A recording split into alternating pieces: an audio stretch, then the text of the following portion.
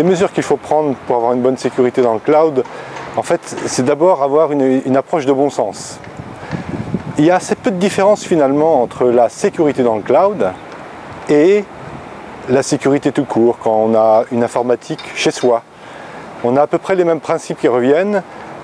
La première, c'est qui accède aux données qui sont sur les machines, qu'elles soient dans le cloud ou chez moi.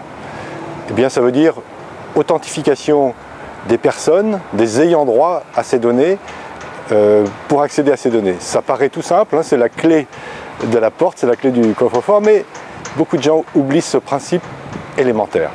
Après, on peut bien sûr renforcer les niveaux de sécurité en chiffrant les données qui sont dans le cloud. C'est évidemment, tout le monde comprendra que c'est une mesure de sécurité de haut niveau. Elle a toutefois des contraintes parce qu'il ne faut pas oublier la clé de déchiffrement, sinon on a perdu ces données. Donc on verra toujours un choix entre un niveau de sécurité élevé et une facilité d'usage. Alors concernant la sécurité, il y a aussi des applications qui d'elles-mêmes apportent la sécurité dans le cloud.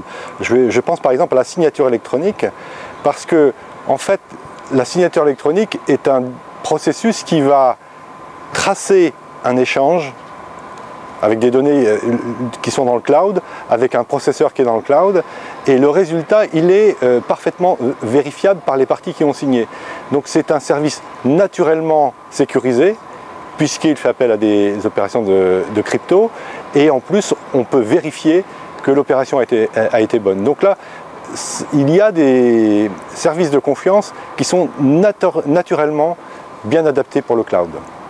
La sécurité dans le cloud, comme dans la sécurité physique classique, c'est a priori le parent pauvre. Sauf que pour le cloud, c'est pratiquement un facteur de déclenchement de j'y vais pas.